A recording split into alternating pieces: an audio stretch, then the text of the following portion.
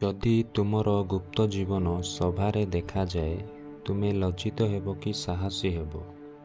Matthew 6:6 ଲେଖା ଅଛି, ତୁମେ ଯେତେବେଳେ ପ୍ରାର୍ଥନା କରୁଛ, ଗୁପ୍ତ କୋଠରୀରେ ପ୍ରବେଶ କର। ଆଜି ମୁଁ ତୁମକୁ ଏକ ପ୍ରଶ୍ନ ପଚାରୁଛି, ଯଦି ତୁମର ଫୋନର ଚାଟ୍, ତୁମର ଗୁପ୍ତ ଭିଡ଼ିଓ, ତୁମର ଲୁଚାଇଥିବା ଚିନ୍ତା ହଠାତ୍ ସବୁ ସଭାରେ ପ୍ରକାଶ ହୋଇଯାଏ, ତୁମେ ଲଜ୍ଜିତ ହେବ କି ନା ସାହସୀ ହେବ?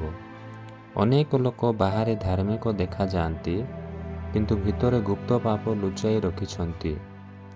ପରମେଶ୍ୱର ସଭାସ୍ଥଳୀରେ ଦେଖନ୍ତି ନାହିଁ, ସେ ଗୁପ୍ତ ଜୀବନ ଦେଖନ୍ତି। ଗୁପ୍ତ ଜୀବନ ହେଉଛି ଯାହା ଲୋକ ଜାଣେ ନାହିଁ, ଯାହା ଫୋନରେ ଲୁଚିଛି, ଯାହା ହୃଦୟରେ ଲୁଚିଛି। କିନ୍ତୁ ପ୍ରଭୁ କହନ୍ତି, ଲୁକ 8:17 ଲେଖା ଅଛି, ଯାହା ଲୁଚିଛି ସେ ସବୁ ପ୍ରକାଶିତ ହେବ। ଭାବି ଦେଖ, ଆଜି ଲୁଚାଇଛ, କିନ୍ତୁ ଦିନେ ପ୍ରକାଶ ହେବ। ସେଦିନ ତୁମେ କ'ଣ କରିବ?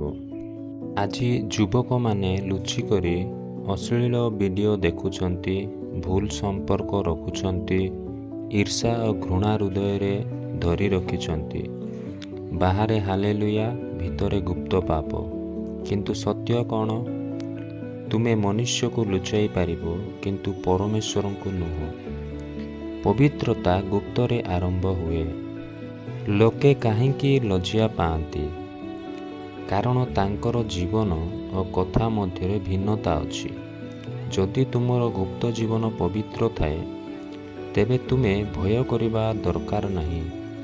ପ୍ରଥମ ଜୋହନ 1:9 ଲେଖା ଅଛି, ଯଦି ଆମେ ପାପ ସ୍ୱୀକାର କରିବା, ସେ ବିଶ୍ୱସ୍ତ ଓ ନ୍ୟାୟବାନ ପ୍ରଭୁ ଅଟନ୍ତି, ସେ ଆମ୍ଭମାନଙ୍କୁ କ୍ଷମା କରିବେ। ଅନୁତାପ ହେଉଛି ଶକ୍ତି, ଲୁଚାଇ ରଖିବା ଦୁର୍ବଳତା ଅଟେ। ସାହସୀ ଜୀବନ କେମିତି? ସାହସୀ ଜୀବନ ମାନେ ଗୁପ୍ତରେ ପ୍ରାର୍ଥନା, ବାଇବେଲ ପଢ଼ିବା, ପାପ ସହିତ ଯୁଦ୍ଧ କରିବା। ଯେଉଁ ଲୋକ ଗୁପ୍ତରେ ଈଶ୍ୱରଙ୍କ ସହ ଚାଲେ, ସେ ପ୍ରକାଶରେ ଶକ୍ତିଶାଳୀ ହୁଏ। ପବିତ୍ର ଆତ୍ମା ତୁମକୁ ଶକ୍ତି ଦେବେ ଯଦି ତୁମେ ସମର୍ପଣ ହେବ।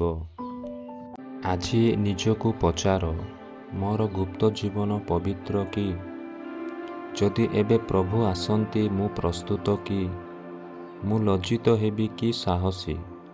ଏବେ ପ୍ରାର୍ଥନା କର, ପ୍ରଭୁ ଯୀଶୁ, ମୋ ଗୁପ୍ତ ପାପ କାଢ଼ିଦିଅ, ମୋତେ ପବିତ୍ର କର, ମୋତେ ସାହସୀ କର। ଏବେ ଉଠି ଘୋଷଣା କର, ମୁଁ ଲୁଚିବି ନାହିଁ, ମୁଁ ଲଜ୍ଜିତ ହେବି ନାହିଁ। ମୋ ଜୀବନ ଈଶ୍ୱରଙ୍କ ଆଗରେ ସ୍ପଷ୍ଟ ଓ ପବିତ୍ର ହେଉ।